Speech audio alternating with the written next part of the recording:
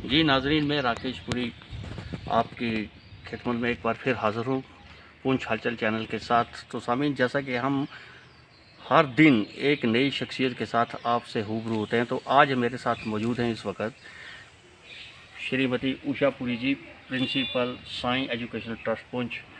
तो सामीन, जैसा कि आप जानते हैं कि इस वक्त मौजूदा हालात में कोरोना वायरस जो है इस पूरे मुल्क में फैला हुआ है और उससे प्राइवेट सेक्टर में और प्राइवेट स्कूल्स को क्या मुश्किलात आ रही हैं, इस बारे में हम आज इनसे बातचीत करेंगे। तो मैडम जी, आप हमारे साथ इसमें मौजूद हैं, आपका बहुत बहुत शुक्रिया। तो मैडम जी, इस वक्त आप हमें बताइए कि प्राइवेट स्कूलों की क्या पोजीशन है at present time corona virus के चलते। शुक्रिया राकेश जी।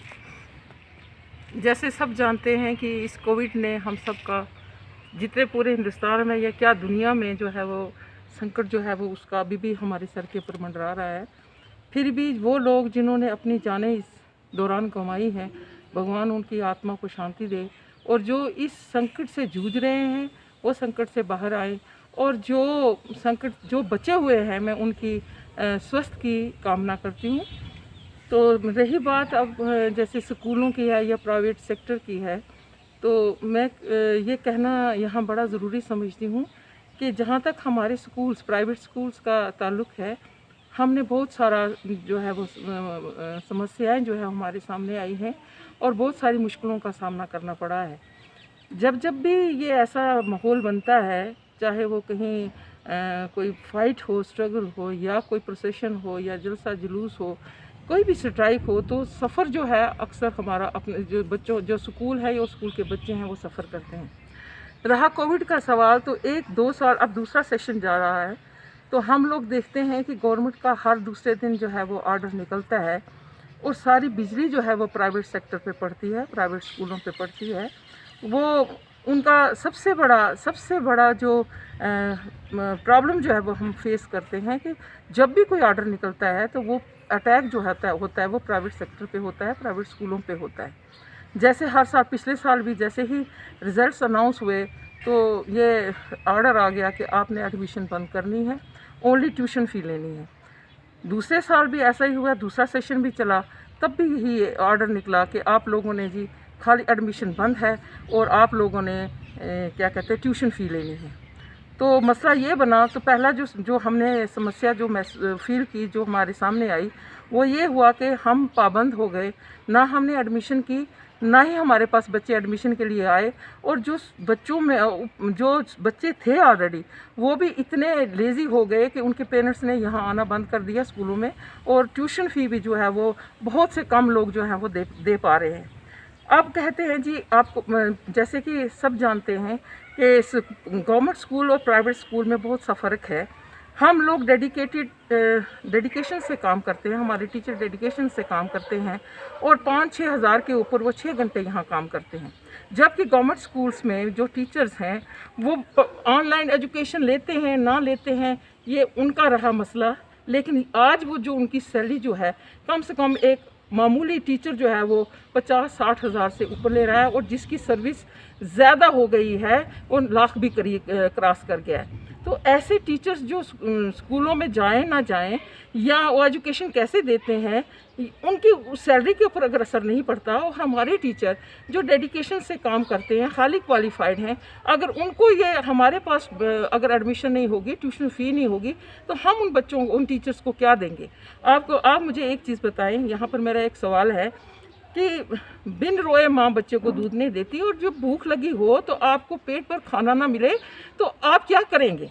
इसी तरीके से हमारे टीचर जो 5-6 हज़ार के मुलाजिम हैं, उनकी सैलरी पर इफ़ेक्ट पड़ा। कई स्कूलों से टीचर जो है वो या तो खुद छोड़ के चले गए या एडमिनिस्ट्रेशन ने निकाल दिए।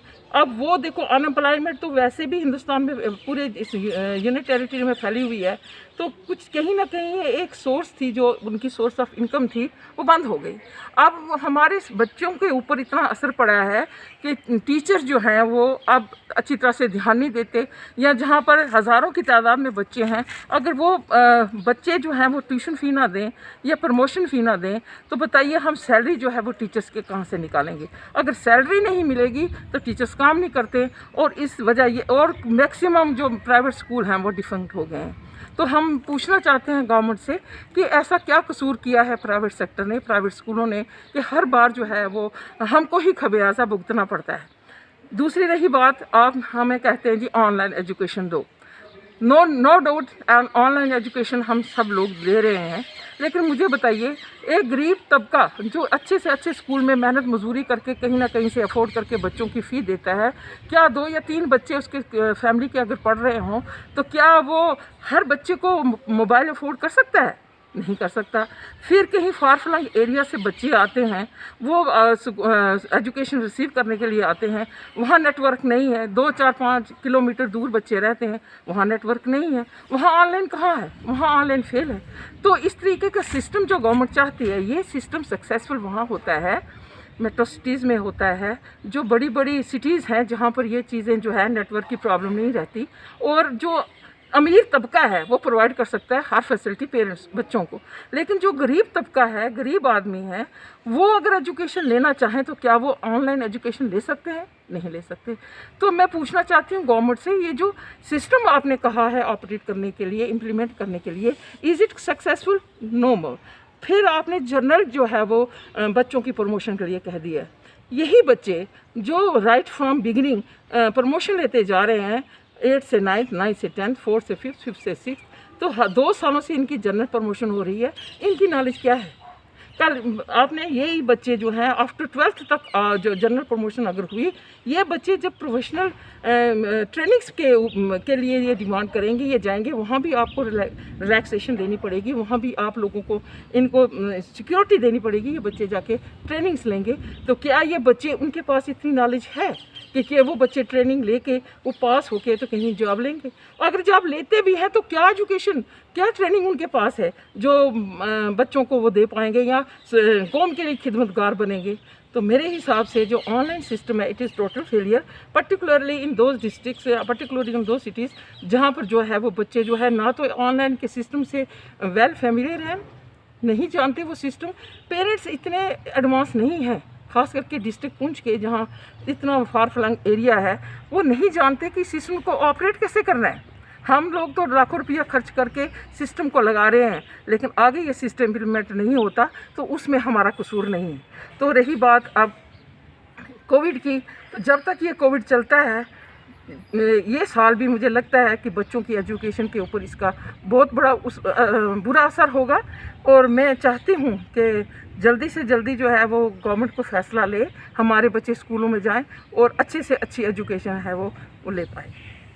तो मैडम जी, जैसा कि आपने अभी हमें बताया कि ये जो फ़ी का जो सिलसिला था, इसमें मैं आपको बताता चलूँ कि कुछ स्कूल्स हमने देखे, जब हमने पेरेंट्स से भी बातचीत की, और जो कुछ पूछ के कुछ नॉमिनेटेड स्कूल हैं, उन्होंने क्या किया, जिनके पास 2-2, 2,500 हज़ार बच्चे हैं, ऑलमोस्ट 70-80% बच्चे जो हैं ऑलरेडी उनके पास एडमिशन करवा चुके हैं। उसके फलस्वरूप उन्होंने क्या किया कि 4-4 महीने की मंथली फ़ी भी ले ली है। अब देखिए कि सबसे बड़ी बात यह है कि जो एनुअल चार्जेस होता है उसको हम ले चलते हैं कि वो चलो स्कूल की डेवलपमेंट के लिए होता है, उसके दूसरे इवज़ में जो हम मंथली फ़ी लेते हैं उससे होता है कि टीचरों की हम सैलरी निकालते हैं।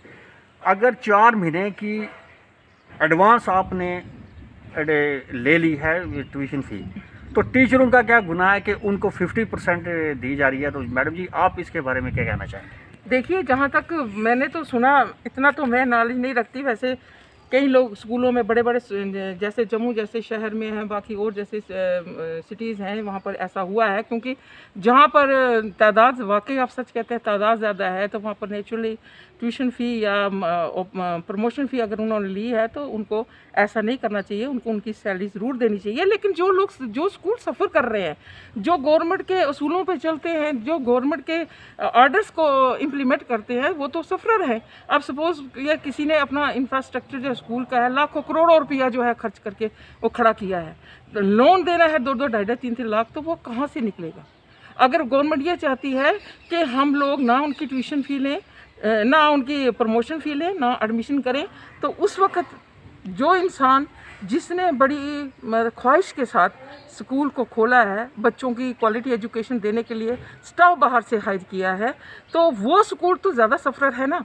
तो उसने कौन सा गुनाह किया कि अगर एक स्कूल खोल के बच्चों की ज़िंदगी बनाने के लिए उसने अगर ये ड्रीम देखा है, तो इसमें मैं समझती हूँ कि गवर्नमेंट को थोड़ा सा कोऑपरेट करना चाहिए, देखना चाहिए कि ऐसे स्कूल जो चाहते हैं कि हमारे सिटी में भी ऐसे बच्चे निकले। और मैं समझती हूँ कि गवर्नमेंट स्कूल के अगर कंपैरिजन देखें तो प्राइवेट स्कूल में टीचर्स भी मेहनत करते हैं और बच्चे अच्छे मार्क्स लेकर जो है वो पोजीशन होल्डर होते हैं। अगर ऐसी बात हुई कि हम लोगों को हैंडीकैप्ड बना दिया जाए, ना तो हमने एडमिशन करनी है, ना हमने उनसे प्रमोशन फ़ी लेनी है, फिर बताइए कि हम कौन सी एजुकेशन बच्चों को दे सकते हैं, कौन सा भविष्य उन बच्चों को होगा।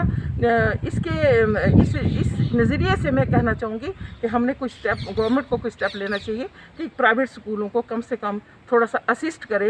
एक बार ऑर्डर निकला था, ये बताओ जी कि हम एक पोर्टल क्रिएट कर रहे हैं जहाँ पर आप अपने स्टाफ मेंबर्स की वो पूरा स्टाफ का वो भेजिए जी बायोडाटा, और वो भेजिए, हम आपको जो है वो मदद करेंगे उनकी सैलरी में। तो 2 साल बीत गए, हमने ऐसा कुछ नहीं देखा। हमारे टीचर्स भी बैठे रहते हैं, फ़ोन कॉल्स आती हैं, मैडम जी जो घर पे ऑनलाइन बैठ के एजुकेशन दे रहे हैं, मेहनत कर रहे हैं, आखिर उनको तो कुछ चाहिए ना, कहाँ से देंगे हम? लोन लेके हम बिल्डिंग तो बनाते हैं, अब लोन लेके लोगों बच्चों के टीचर्स की सैलरी तो नहीं दे सकते।